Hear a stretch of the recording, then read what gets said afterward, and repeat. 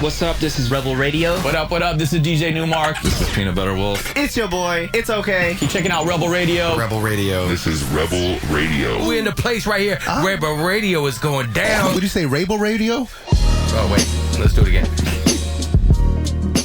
Rebel Radio. What's up, Rebels? Welcome back to Rebel Radio, the weekly show where I bring you the rebels who are shaping our culture. I'm your host, Josh Levine, coming at you live and direct from quarantine. We're back at it with another video chat interview with, this time it's with Gareth Emery. I'm sure some of you know Gareth and love what he does. Some of you may not be so familiar. Gareth is a British trance god. He's been ranked as high as number 7 on the DJ Mag Top 100 DJs poll. He's had a State of Trance Tune of the Year award for his track You back in 2014. This man is busy. He's got his own label, Garuda Records, where he puts out his own music as well as developing a number of other artists. He used to have the Gareth Emery podcast. He's got his radio show. Dude is, he's doing it. And I love this episode. We get some great nuggets of wisdom. He tells us the story of almost giving up after some early success. It wasn't happening for him. He was close to shutting it all down and go get a day job, whatever. He got some important words of wisdom from his father, gave himself 6 months to turn it all around, and he kind of walks us through what that was like and what he did, and there's some stuff we can all learn from there. And he's got some just great words about a consistent work ethic. We talk about the concept of compounding interest and how that applies not just in finance but in life and in putting into work in everything we do. We're also going to use this episode to introduce a new co-host, my man Ethan Baer, who is the head of electronic music at Create Music Group, one of my go-to experts for everything that's happening in electronic music today. He co-hosts with me, and he's you'll probably hear some more of Ethan as we go throughout the summer and maybe even beyond that. So let's get into it right now with Gareth Emery.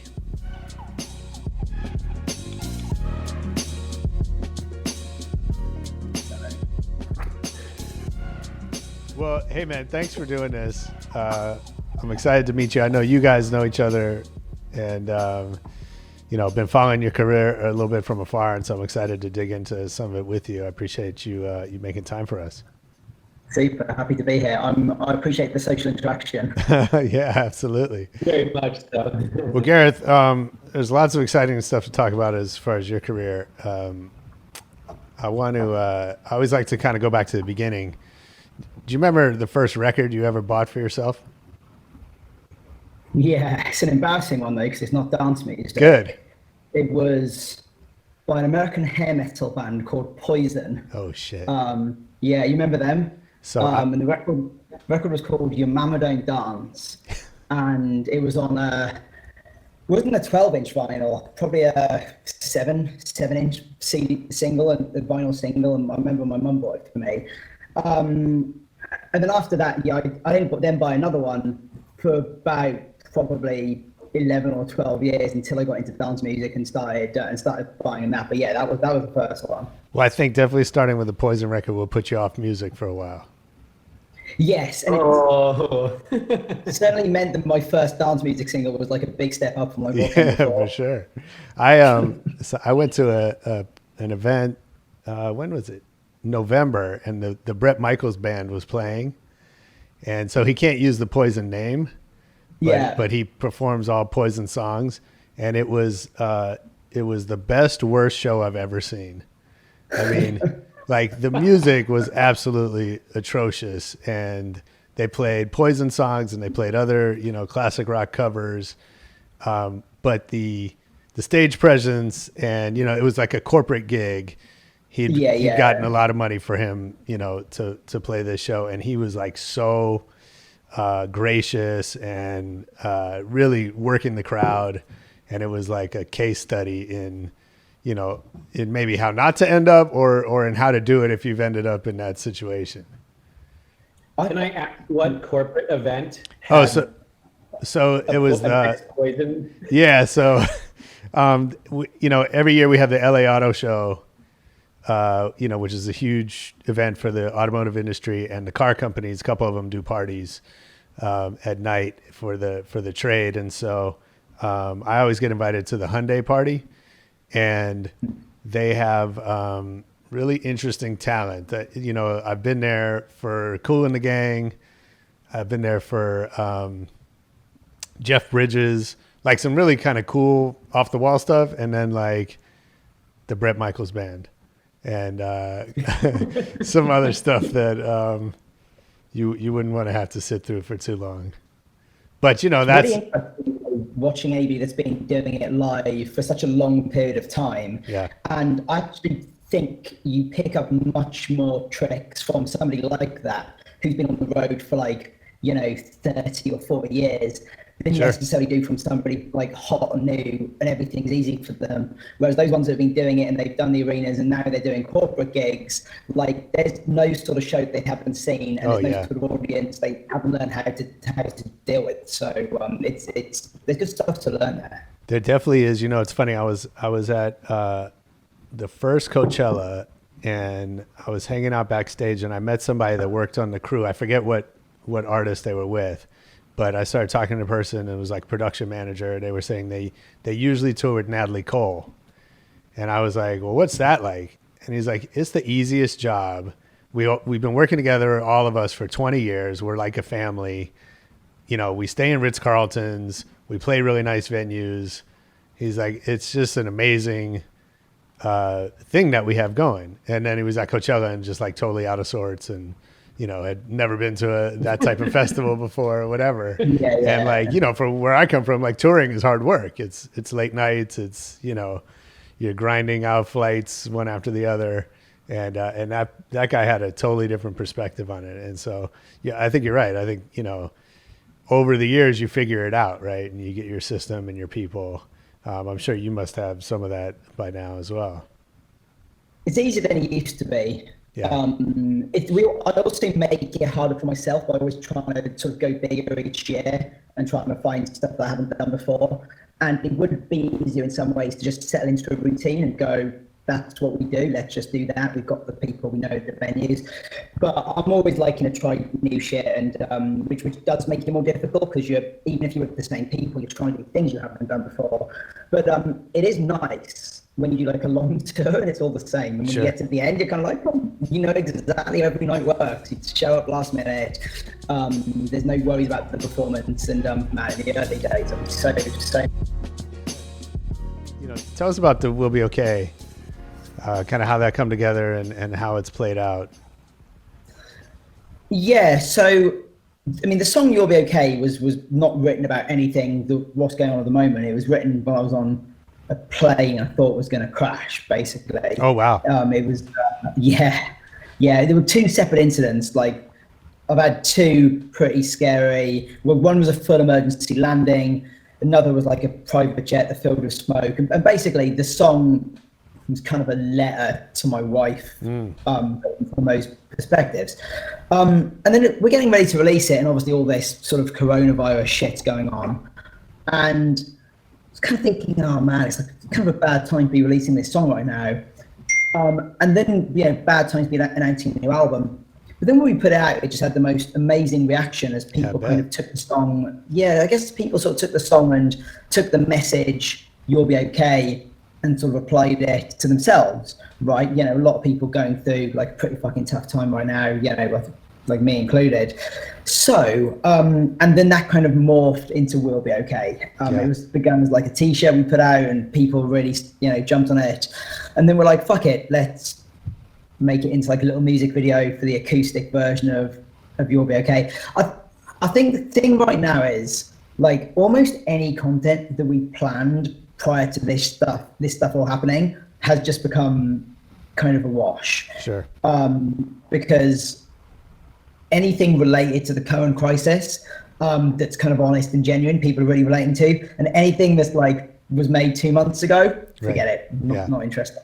So we're kind of fortunate, and we had some music that we were able to kind of bend to that purpose. Sure.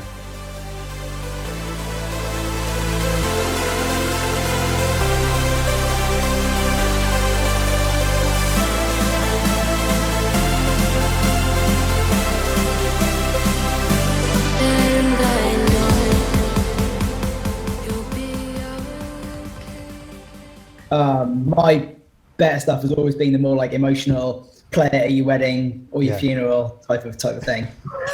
Have you DJ'd a funeral? No, I don't even. I mean, I might DJ my own, make a little playlist.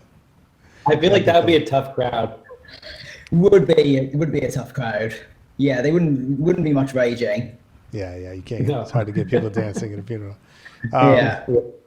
So, not to segue on the down note, but I know you've been through some tough times before. You know, Yeah. I've seen you talk about kind of almost, you went through a dry spell. What was it, 2006? 2006. Yeah. And almost gave up and didn't, thankfully. Talk to us about that. How? Well, I guess one question maybe is what did you learn then that you're using now? Well, what I certainly learned then in the years that come is it's always going to be fucking hard. I probably had a preconception at some point then that like now it's hard, but when I've made it, it'll be easy because it certainly isn't. Yeah. Don't get any easier. Yeah. It gets more enjoyable in many ways and more rewarding, but certainly not easier. Yeah. So what happened in that time was when I signed my first record in 2002, and things happened really fast. So within 12 months, I had played every major UK super club. These are places I've been going to for like 4 or 5 years. Yeah. I'd had records on a Tiesto CD. I'd made one of the biggest trance tracks of the year. Like stuff I thought that would take me 5 years to accomplish, I'd done in 12 months. Wow. And when you're young and there's hype on you, and I was like 20, 22, 23 at the time, everything is a little bit easy. So I was getting written about in like magazines like Mix Mag and stuff that I really had no business being written about in because I hadn't done much. But fuck it, hype, right? Yeah. Take it. The issue was the record I made was a bit of a fluke and I was not able to follow it up. Yeah. And that was a major issue. And it took me probably close to 5 years until I made something as good. So what happened was, and it's very common for artists, I made this one record, I blew up, I'm doing loads of gigs. And then all of a sudden I got loads of other stuff to do. I'm traveling, I've got a website to maintain, I've got like fans as it were. And I took my eye off the ball when it came to making music. Right. So my musical output dropped. For a year or two, that's fine. Like things don't move that quickly. But then like 2 years down the line, all of a sudden those prime slots that I was getting are going to other people. And the gigs and the gigs are drying up. And that's a big fucking problem.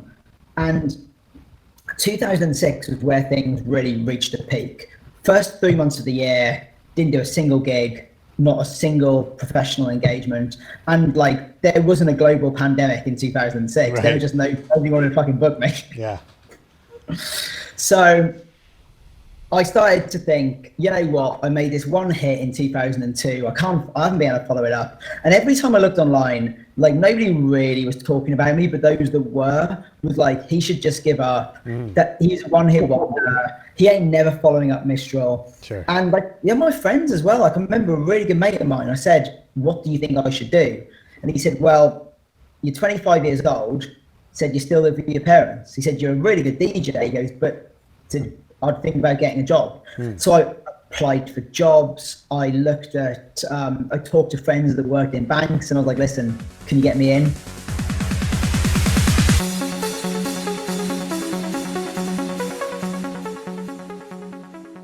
So yeah, I was genuinely looking at getting out of the game and starting full-time work. It was a fucking tough period. And the one person that kind of pulled me back was my dad, which he's never been like somebody that got involved in my career or kind of like acted as like an inspirational character or anything. But when I told him I was giving up, he was like, he said, you haven't really tried, have you? And I was furious. I was like, fuck you, I try so hard. I spend 18 hours in front of the computer every day. And he goes, yeah, you do. He said, you spend 18 hours in front of the computer watching porn and chatting to your mates on MSN Messenger. Isn't that part of the job? Right. Well, I thought it was at the time. And I was livid with his assessment, but actually he was right. And in the end, I said, you know what, I'm going to give this 6 months. Yeah. And I'm going to try and see if I could turn things around. And, you know, you're not going to turn it around entirely in 6 months, but I was able to change things enough that after 6 months, I could see there was at least progress. I was getting somewhere. I was able to make one track that didn't beat my hit, but it kind of got close to it. I started a podcast, which I ended up running for 10 years. Or 11 years, and then I was kind of on the right track, and it was just a case of adding to it. But that period has kind of meant I'm much less likely to like let my guard down and rest on my laurels now, because I kind of know where that ends up, and I've seen it happen to a lot of friends as well. Absolutely, yeah. I mean, I think too much success too soon is a really bad thing when you look at the history of musicians, certainly, and creative people in general. And I think especially at that age, right, it's hard to see. I mean, now you can look at, a career and see the ups and downs and kind of, hopefully have some perspective that's part of it, right? But at 25, that's really hard. Right, exactly. And reading what people are saying about you on the internet is also... Yeah, I bet. There's also bad. I've got better at learning that, but it was kind of the first time where I was able to read what a large audience thought about me, and it was not particularly good.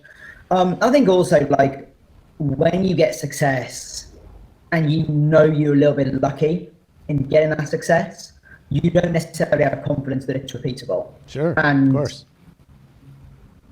And it'll be the same, and the same things apply to me now, but for like different stuff, right? So if one of the records on my new album ends up, being my biggest one yet, I'll be like, how do I repeat that? Every time something happens that you haven't done before, you're like, shit, was that luck, or can I repeat it? Right. Then once you've repeated something 2 or 3 times, you're like, yeah, okay, I've got this. I can do it. But always punching to that next level is where the challenge is. So in that 6 months, after you talked with your dad, what'd you do differently?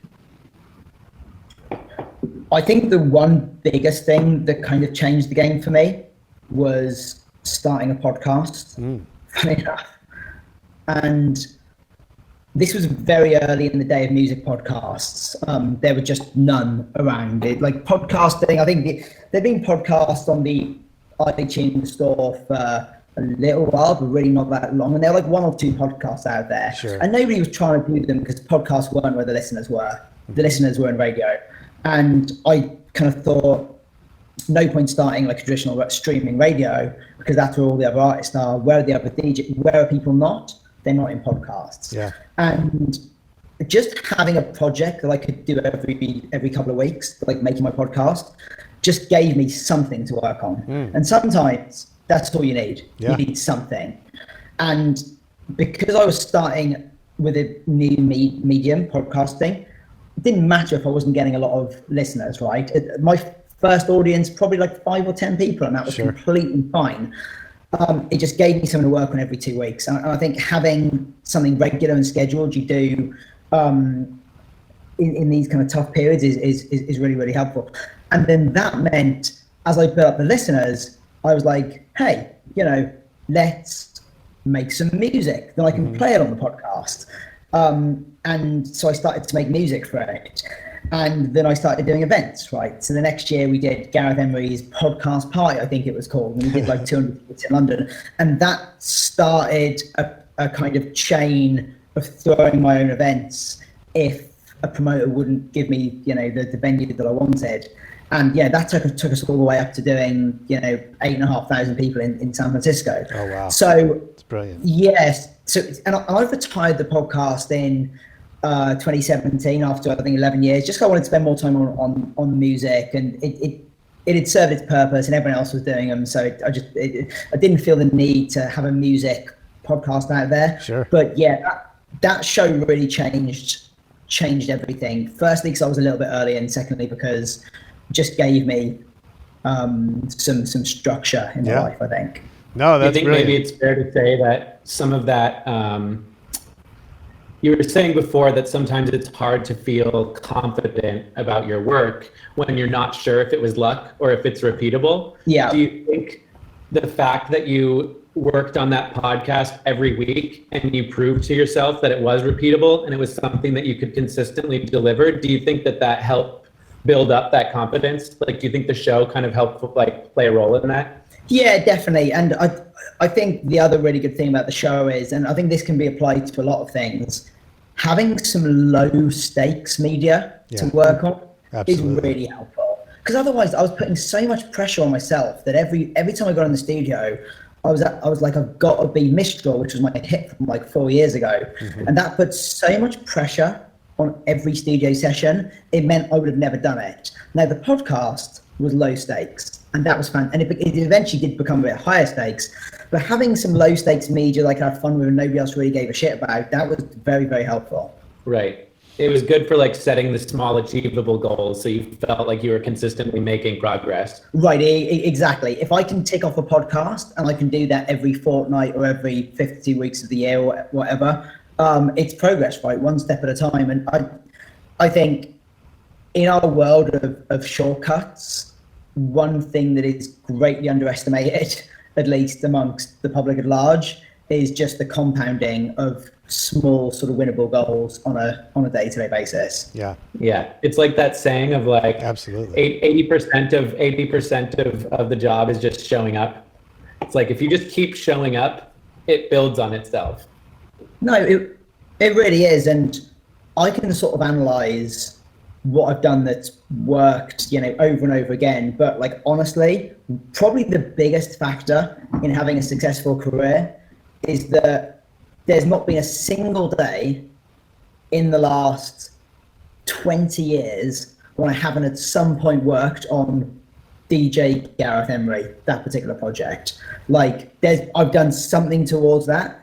Most days it's been a lot, some days it's been a little, but there's not been a single day when I haven't thought about it in the last 2 decades, and that compounds over time. Yeah, that's amazing. Yeah, I mean, I totally get that, and I appreciate that story. Definitely for me, even starting this show, if we go back, even in the first episode, I said, our motto is low expectations, because I think because we just wanted to do it for fun. And if no one listens, then we're still having fun. And if a lot of people love it, then that's great too. But I think, we don't get a lot of opportunities, especially the more successful you become, to do things with low stakes, right? So, I feel like sometimes you have to create those, and you have to build in ways to not worry about the outcome. Yeah, and I still do that now.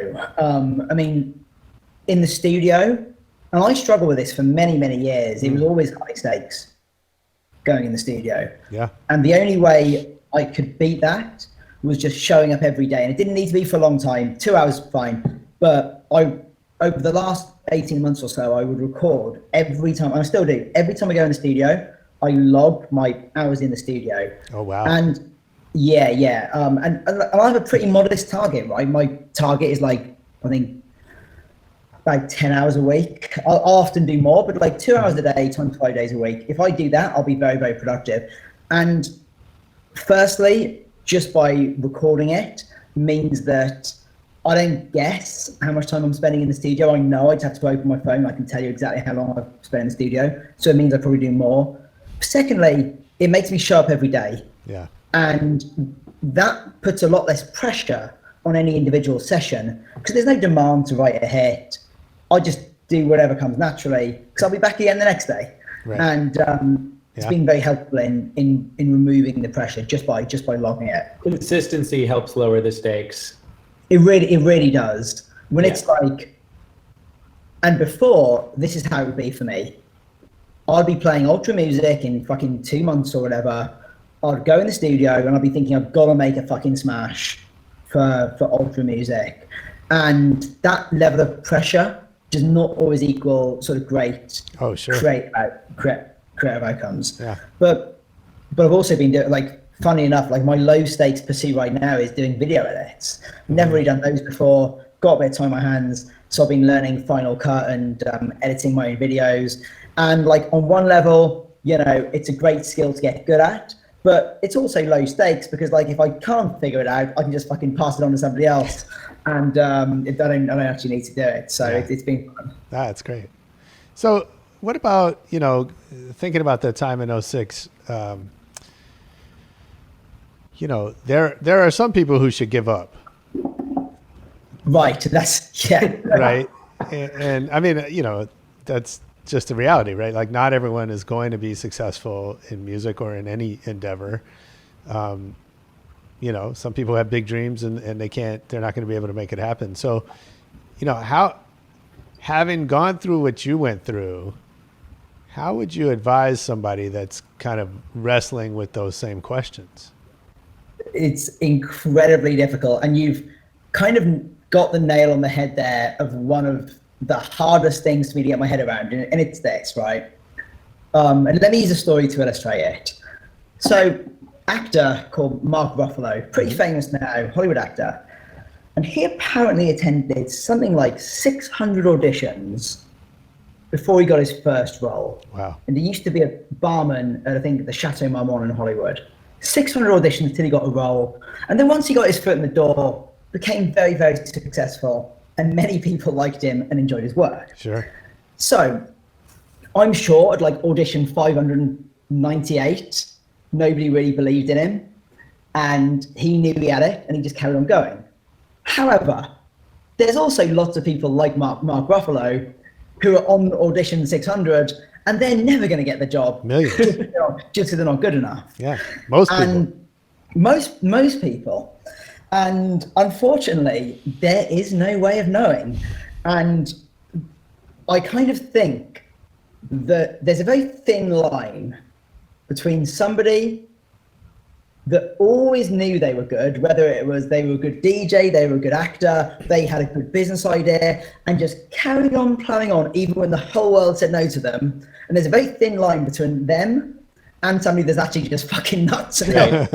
It's the fine line between grandeur and delusions of grandeur. Yeah, right, exactly. That's a and I great can't way to even put call it. And I can't even call that where that line is. And I've seen people plug on and on and on with an idea that I thought was shit and eventually make it big. But I've also seen people plug on and on with an idea that I thought was shit and it was just a shit idea. Absolutely. So, I mean, Ethan and I were talking about this, we were texting about this the other day, right? Like, is it just luck? I think we love to downplay the role of luck in our own lives, all of us, humanity. Yeah. Right. And there's a great book I told Ethan about this poker player. And she said all great poker players, when they win, they think it's because they're so great. And when they lose, it's because they had bad luck. Yeah. And, of course. And that's human nature. Right. But it, is it just luck that some people, get it on the 601st audition and some people will never get it, or is there something else to it? No, I think it's luck, it's hard work, it's determination. I think it is also strategy. Let's not, downplay that. I mean, take for instance, say Arnold Schwarzenegger, excellent autobiography, not my favorite person, but his book is great. Sure. And he realized pretty early on that he was not going to get any roles because he had this weird accent and he was massive at a point where people in movies were not massive. So he essentially went and became independently wealthy via flipping houses because he realized if he had some money starting out his career as an actor, he was going to be in a better position. Yeah. And then essentially he got the industry to create roles for him. He had this like machine-like accent, so he ended up being perfect for the Terminator. Mm-hmm. Now, that was an example of great strategy. Simply going and doing 300 auditions would have wasted his time. So he was like, okay, I'm going to change my strategy. Where can I use, my downsides as kind of positive? There's no doubt, though, luck has impact as well. I think luck probably has more of an impact if you're sort of mildly decent. Like a lot of people who are successful, who are say mildly talented or mildly smart, they probably had a dose of luck, or were just particularly determined. Like, I think a lot of the people who are just fucking brilliant will kind of get there anyway. But I don't put myself in that group, so I've definitely had a bit of luck along the way. You know, it's interesting. I love that story because, you know, when I work with clients, like, I think, you know, part of what I advise them is only play a game you can win. And it doesn't mean you're guaranteed to win, but there are some games that, you know, the odds are just so against you that you're almost guaranteed to lose. Right. And if you're trying to be independent and you're up against competitors with much bigger budgets and, you know, massive media at their disposal, you can't just go do what they do at a smaller level. You won't get anywhere, right? That you have to, it is all about strategy. I love that. So, right. Yeah, you got to, like, you know, maximize your strengths rather than trying to fix your weaknesses, which a lot of us also try and do. Absolutely. Like, work out what you're good at and leverage that. Yeah. Right. If you can't win the existing game, then you have to change the game you're playing. Absolutely.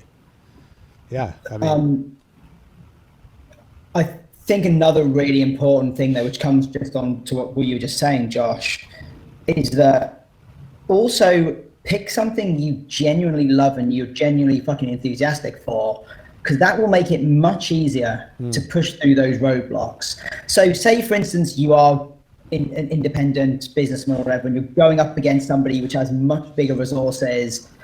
If you're hoping to beat them in 2 years, probably not going to happen. However, if you're like, you know what, this is my fucking passion. I want to work on this business every single day for the rest of my fucking life. And even if it's never going to be profitable, I will still be doing it because I love it that much.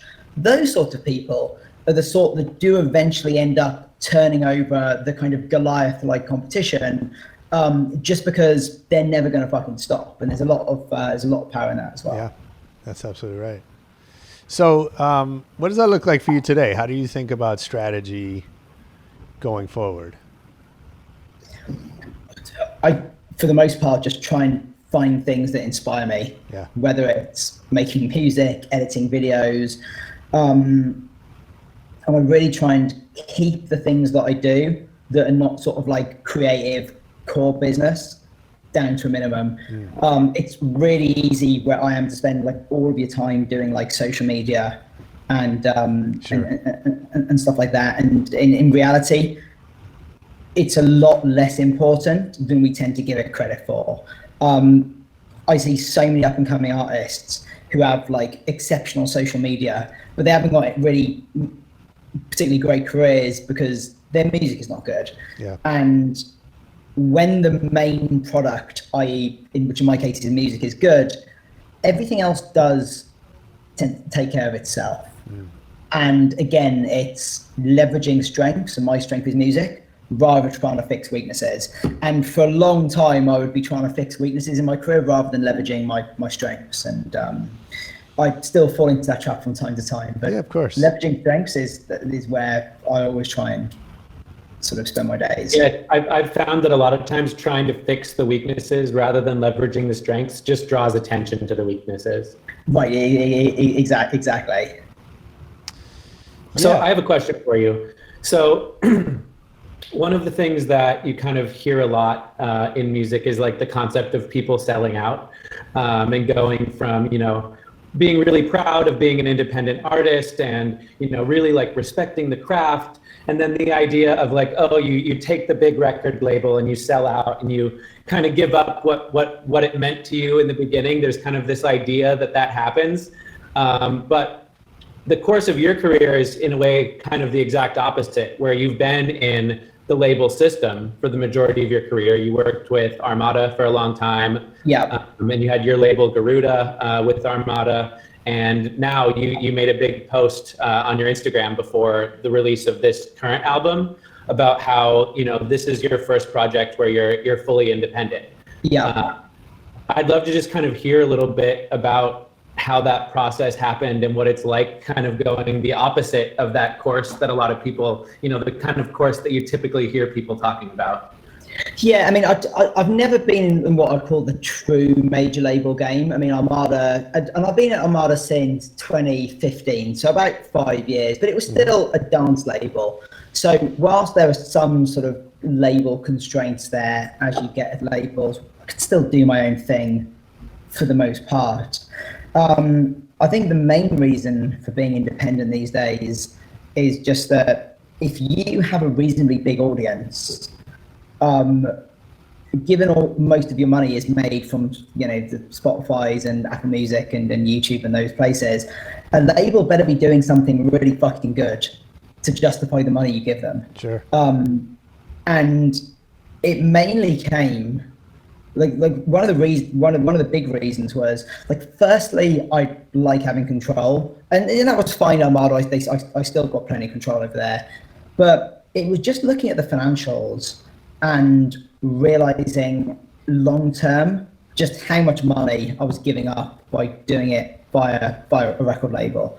And at many parts of my career, like, I just never even thought about money from music. I was like, you know what, music, what it makes. Touring's where my money is. Like, I almost wouldn't even look at record deals. It was just whether I felt I was above it or whatever. I was like, you know what, I couldn't give a shit. Just get the fucking thing done. Sure. And we'll make the money back on the touring side. And over the past 3 or 4 years, all of a sudden, streaming music really became an actual source of income, which it really wasn't, a decade ago. And when I actually looked at it, I was like, shit, like, we give away so much money by taking advances. And, I'll give you an example, because I think it is interesting for any artists who are sort of dealing with a similar conundrum. So for my last artist album, which was 2016, I don't recall the exact advance, but it was a good advance. It was like 100 grand, something like that. It was a decent fucking amount of money. I was like, fucking 100 grand, yeah, brilliant, we'll take that. And that got me a royalty rate of about 25% when all was said and done. 75% label, 20% me. But that album has streamed and streamed and streamed, and once it's 10 years old, it would have grossed over $1 million. It's not that far away now. Sure. And I looked at the long term and I was like, shit. So over the 10-year period, I essentially took a salary of $10,000 a year to give away $750,000. Like, right. If I look at releasing music with any other lens other than the absolute short term, that just makes no fucking sense. So yeah. I was like, it's got to be independent, unless I just. So yeah. Well, it's interesting. I mean, you're sort of betting against yourself, right? You're kind of taking out an insurance policy. Right? That's going to label, you're betting against yourself, exactly. Right, because which is frankly not always a bad move, right? Like, well, maybe in principle betting against yourself is a bad move, but having that insurance right there, plenty of artists. If you know you're going to lose, right? Well, that's what I'm saying. There's plenty of artists that have lived off of advances and and didn't make enough in that time period to support themselves had they been living off royalties. But I think the flip side is, yeah, if you're successful, you overpaid for some short-term security. And those are hard decisions to make. I mean, I think obviously, you're in the business, Ethan, of giving artists, more options, to. But that is something that I deal with every day, of explaining to artists that an advance isn't free money, it's a loan, and it's a loan that is not fun to pay back, So that's always personally like a little bit of a struggle, because I try really hard to discourage artists from taking advances, and if they want money, to put it all towards marketing. But it's hard to break the mindset that it's free money, Sure. So it's interesting. Right, and the only way it sort of can be free money is if you're not tied in. Yeah, you just leave after the release. Yeah, you leave after the release. You're not going to work with the label again. Okay, right. Then it is kind of free money. But then you're a label hopper, and that's a reputation. Yeah, that wears out after a while. Right. Yeah, sure. Yeah, you can't pull that trick too many times. Yeah. And yeah, I think, you know, like, you got to fucking pay it back. And some labels these days would also kind of cross-recoup tracks against one another. Sure. So, and that's what would happen to me with Armada, and they do this. And I think a lot of other labels will do it. But literally, there's no point me taking advances for anything at the end, because there's like 30 or 40 of my records that are all being released there. Right. And if I take an advance on a new one, none of those old ones pay me money until the new one is paid off. That's right. So you can get yourself into some kind of sticky situations.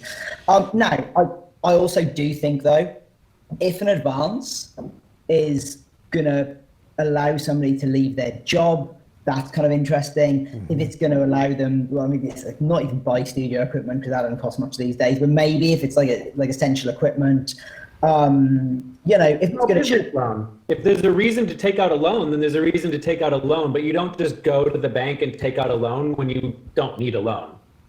Right. No, and what you have to remember is the loans that record labels give you are on much less reasonable terms than the loans that the bank would give you. Sure. Right. Like this isn't like fucking 15% APR. This is like fucking 75% of all the money. That's right. Right. I mean, whatever the royalty rate that the label has is what their profit margin will be by the time they've recouped. Right. Sure. Exactly. And labels are very, see, the other thing I've noticed with labels is they'd offer me, I get offered advances and I'll be going, that's fucking crazy. I can't believe you give me so much money. I'll take it. But actually, I hadn't done the maths.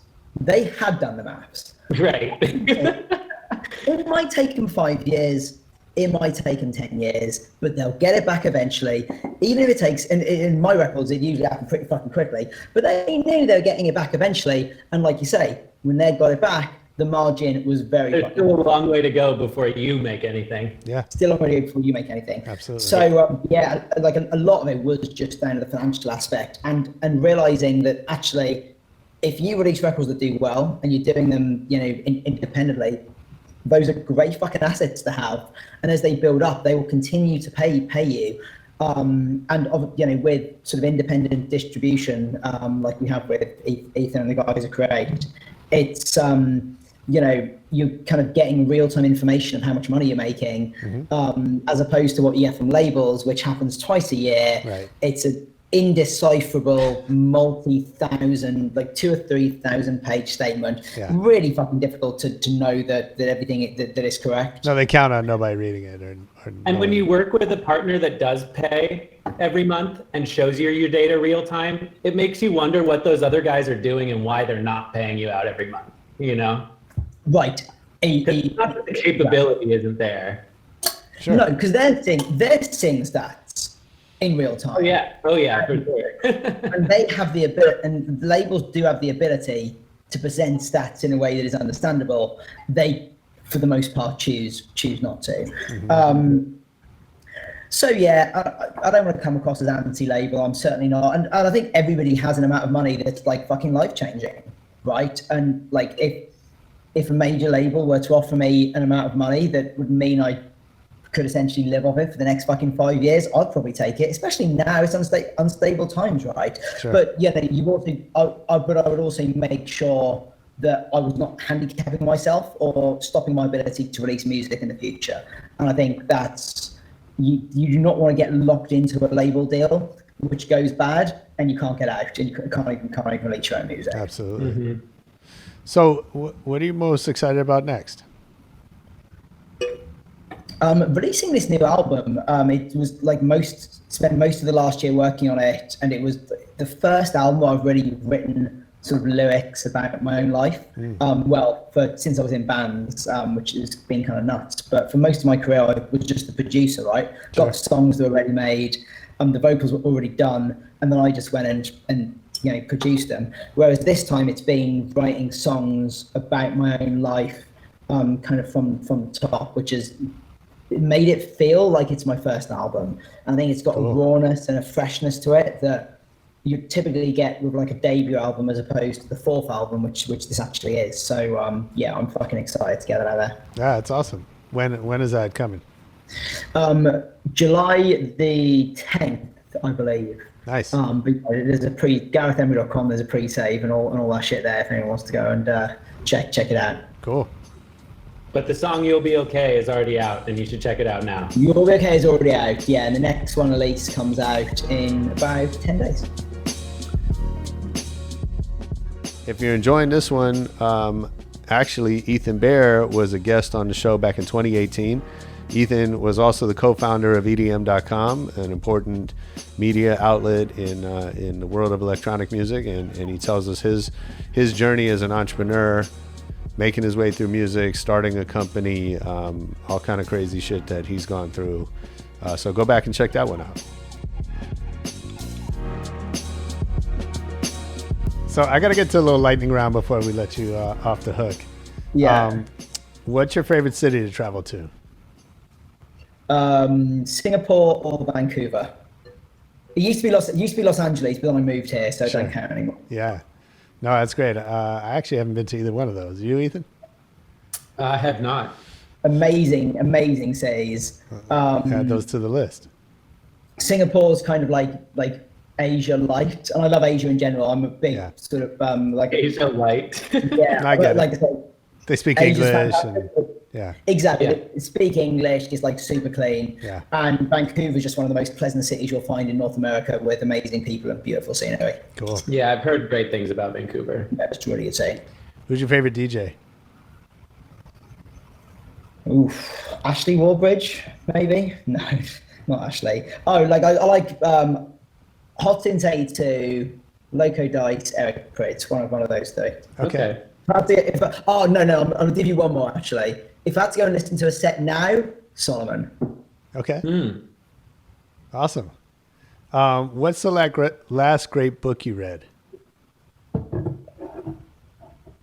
I'm currently reading, quite appropriately, Love in the Time of Cholera, Oh, yeah.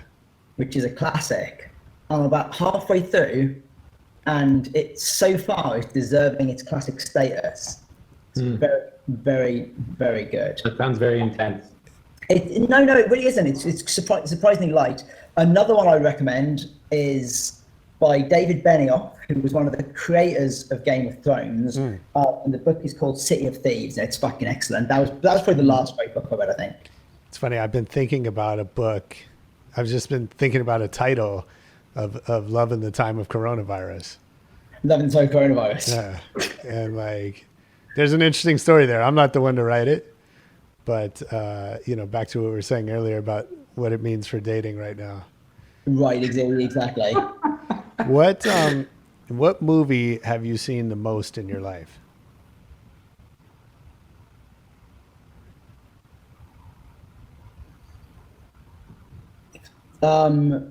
It would be one of a couple of my personal favorites. Lost in Translation. What a great movie. Incredible movie. A lot of people don't get it. Really? A lot of people don't. But nothing happens, and I'm like, yeah, that is one of the most transportive movies I've ever. Like, I don't feel like travel a lot. I watch that movie and I feel like I've been to Tokyo and I've lived. I don't know. I feel like I've lived that movie. Well, I mean, I love that movie. I feel like you can probably relate to that in a different way, right? Because it's about this guy that's off by himself, bored to death, getting paid. It's quite close to my life in many, many ways. Imagine. Yeah. Oh, that's just cool. a masterfully restrained and beautiful movie. I'm going to have to try and put it on later. I've seen Pulp Fiction many times, and also a collection of. I'll tell you a guilty pleasure. We'll jump back. Fucking Disney movies, man. Some of them are so good, and I never would have watched them until I had kids. So, like what? Frozen 2 is good, but the one, the Coco is an absolute barnstormer. Have you heard of it? I have a son that watches all that shit, but I have not seen it. Coco is really good. It's about the Mexican Day of the Dead. Oh, I did see it. Dia de los Muertos. Yeah. That's so You funny. seen it? I have a 10-year-old son who watches all that shit. So Okay. I don't, Well, if you're gonna sit down and watch Coco with him, it's Okay. that one's fucking good. all right. What style from your past are you glad is behind you and not on social media?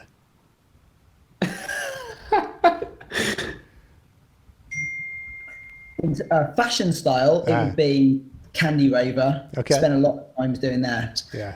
Personal style, I'm just not being a fucking arsehole. And I think if you grow up with never having much money, not that we were poor, but we never had much, and then like all of a sudden you start making shitloads of money being a DJ, you're probably going to turn into a fucking arsehole. And I certainly did for a while. And I'm kind of glad that sort of the worst excesses of that time and not stored on the internet. So what's the dumbest thing you bought when you first got some money? I could list so many things. Probably a Rolls Royce was the worst one. Was the dumbest thing I bought. I also bought a Lamborghini, but that wasn't dumb. It also lost me a lot of money. Sure. But I'd wanted one since I was like 10 years old. I was getting it. It took me 20 years. I finally got one. So I don't really beat myself up for that. But then I sold the Lamborghini to buy something more practical and decided to buy a Rolls Royce. And that was Which is arguably less practical. Yeah, not that correct. It was more practical on the road, less practical for the bank account. And at one point, this thing was depreciating at about 10 grand a month. Yeah. At one point, I didn't drive it for 6 weeks because I was on tour, and I came home, and just to give the thing a run out, I went and got a burger. And I was sitting afterwards eating my burger. I was like, this is literally a $15,000 burger because it's the only trip the car's taken. That's awesome. And I sold the Rolls Royce shortly after that. You have to wrap your head around the idea of exponential depreciation, right? Yeah, the Rolls Royce was probably the single worst loss of money that I've had, I think. I think as a Brit, you're sort of forgiven for that. Yeah, I mean, great fucking cars. I mean, I don't know another one. They just need to make them cheaper. I don't think they're planning on that. But guys at Rolls Royce, if you're watching, go and check the model that Toyota have got, because they build good cars and they're completely affordable. If you did that, everyone would be buying your cars. We'll send this to them. If you could wake up tomorrow having gained any quality or ability, what would it be? Ooh. See, I was going to say immortality because I'm a bit of a hypochondriac, so I do have a irrational fear of illness. But then immortality would suck. Yeah. If I think all my family, You have to live with that fear forever. yeah, but all my family died and stuff. And I was You still gotta you gotta live through everyone you care about dying forever. Yeah, that sucks. So so immortality, up to the age of 80, that would be all right, or maybe even 90. To just go, you're good until then. Nobody can kill you. You can do whatever you want, and you will not die. That's just good luck, right? But then, on the eve of your 90th birthday, go to bed, game over. That would be pretty cool. That's pretty badass. That's definitely, I think, the most interesting answer anyone's given to that question. I had to sort of get there along the way by thinking. No, that's really cool. I love it. Yeah. What's the last thing you stole?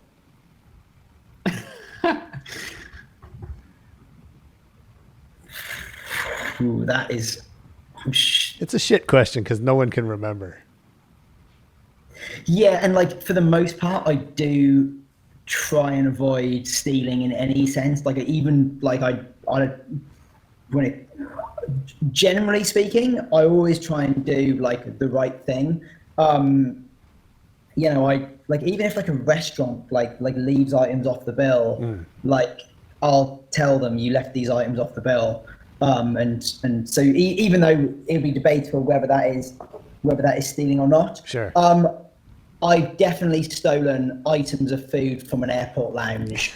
There are quite strict rules that the items of eat are consumed in the lounge and not with you. But I've definitely shoved a few cookies in my bag It's a victimless crime. Yeah. What a criminal. Ethan, what's the last thing you stole? Now that you've had a couple minutes to think about that. The last thing I stole. The last thing I stole, I don't know if I would call it stealing, but I would say it was sort of stealing. About 5 weeks ago, I had lost a pair of AirPods, and I got into an Uber, and there was a pair of AirPods sitting on the seat, and I pocketed them. I was like, I lost mine. You lose some, you find some. Wow. So I actually lost a pair of AirPod Pro. Oh, sure you did, huh? No, not an Uber. That'd be amazing. You're off the hook there. Although I should have been like, yeah, it was in an Uber on the way back from my last Asia tour, which was just when Corona was kicking off. And I was on the plane wearing my N95 mask and also wearing my AirPods. And the plane gets in the air, and I'm like, yeah, it's safe to take the mask off now. So I take off the mask and a little bit of elastic, literally, they just catapult these plugs, bang, and they fly all the way down the back of the plane. Both of them. That's it was crazy. like I could not have done it that well if I'd tried to. And they were in an instant, they were gone. I knew what had happened, and I was like, you know what? It's a fully laden fucking 747 in the time of coronavirus. There's no way I'm going down the back of the plane on my hands and knees looking for my AirPods. No way. I'm just going to let them go and hopefully I'll find another pair in the back of an Uber. Don't worry, I'm a DJ. Another terrible thing about coronavirus. Yeah. My last question, if I worked for you, what's something I would hear you say over and over? I'm going to be late. running 10 minutes late. That's cool. I mean, just giving people a heads up is great. Yeah, I always give a heads up, and whilst I do agree that I'm great for giving that heads up, I would potentially be greater by just being on time. Yeah. You know what? My favorite is when people let you know they're going to be late when it's clear based on when they're letting you know that they still have time to make it on time and they're just choosing not to. That's funny. Oh yeah, they tell you the day before. Right. Yeah, I'm going to be late, by the way. Traffic. No, it is often a choice, and like usually it's not, so I just will plan my time badly. But sometimes I do try and do like a daily like meditation and stuff, which just stops me from going nuts, like particularly now. And sometimes I'll realize like I've planned my day badly, and the only time I'm going to get to do it is before a call, and I'll be like, you know what, I'm going to be 10 minutes late, even it might be an hour in advance, just so I can get in my 20-minute meditation. Because I know the call will also probably go better if I've done that. Before. So, but yeah, punctuality, that would also be a superpower that would be useful to have. So I spent punctuality is a great superpower. I spent many years being late for everything. And then I read Michael Ovitz's autobiography. Yeah. He's the founder of CAA. And I've heard that's a really good book. It's great. And one of the stories was that he was absolutely never late. And on the rare occasion that he was even 1 minute late, he would kind of have a formal apology. And I remember reading that and going, you know what? If that fucking guy can be on time, I guess I should be on time for things. And I'm not late anymore. On rare occasion, in the 6-7 years I've known you, I don't know if I've ever known you to be late to anything. No, I'm not. And once in a while it happens, and I apologize, and I make more of it than sometimes people are like, what are you talking about? You're not late. It's only 10 minutes. And we're definitely in a culture where everyone's overscheduled, and certainly in our industry, it's artists especially are expected to be late. But for me, that just reading that a guy like that could make that a priority was impactful. I think it's, I need to read that book. I think it's a great book. It's really good. I definitely think being an artist has allowed me to get away with more than I probably should have been allowed. Of course. Because you're kind of allowed to. What I will say is, though, I am never ever late on stage unless something completely out of my control, like a plane has just landed late and we've rushed, and I have changed my clothes in disabled toilets, in in portaloos and whatever to make sure I get on stage on time, and I approach that pretty seriously. Yeah, that's big. I've been to shows where the artists, showed up 2-3 hours late, I think on purpose, and it sucks. Well, it's hard to ever look at an artist the same again when that's happened to you and you feel like they've disrespected you as a fan. Yeah, absolutely. But I've also seen a lot of artists go on stage late when they arrived at the venue on time, but they were just having a fucking drink or talking to a mate or something. Yeah. And they're like, oh, I just don't want to go on yet. Like, what are you doing? Your obligation is to the people that have paid. Right. It's realize this is your job, right? So I'll tell you a quick story since you're an Ice Cube fan.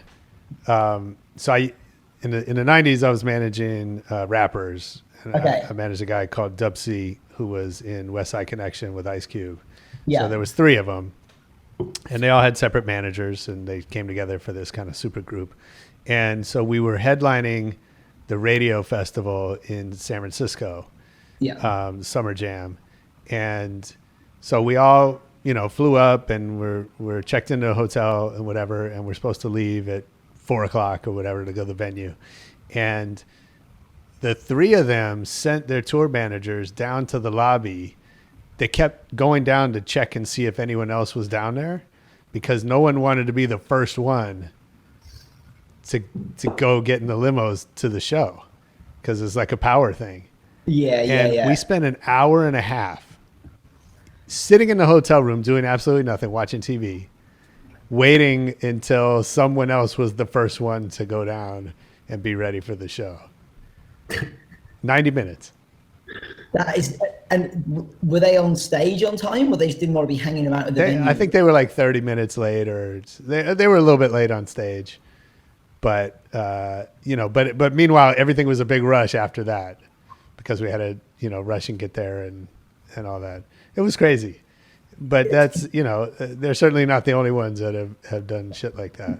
Yeah, I don't get that, and I think being late, especially when it comes to a show, does put a lot of pressure and a lot of stress on people around you. Oh yeah, and I sort of know that I will create pressure and stress for the team around me by arriving late to the venue. They'd really like me an hour before. I'll sometimes turn up 15 minutes before. But I will know that is not going to impact my ability to be on stage on time. I might miss a meet and greet or something and have to push that till after the show. Sure. But the only standard I sort of hold myself to is I want my 2 feet on stage at the exact time my set's starting.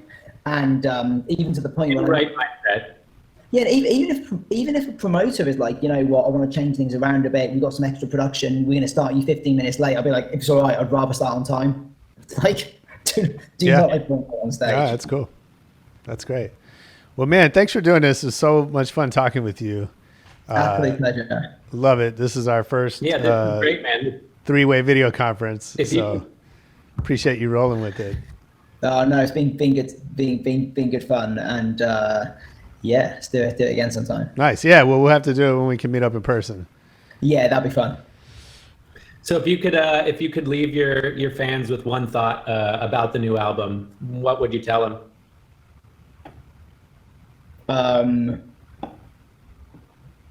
Other than please listen to it on repeat while you sleep. It's just the most honest. It's the most honest thing I've ever made. It's the hardest I've ever worked on an album, by far, and I think the results will show. So get it, listen to it, and I also think it's made for a time like now. And I think we couldn't be releasing it at a better moment. Obviously none of us are glad of these circumstances, but this album is one that's made for getting people through tough times. So get hold of it. Oh, that's great. Can't wait to hear it. Amazing. Nice. Thank you. That was Gareth Emery on Rebel Radio with my co-host Ethan Baer. I hope you enjoyed it. I know I did. Make sure you leave us a comment on Twitter, on Facebook. Everything is at Rebel Radio Net. And most importantly, come back next week for more Rebel Radio. Peace.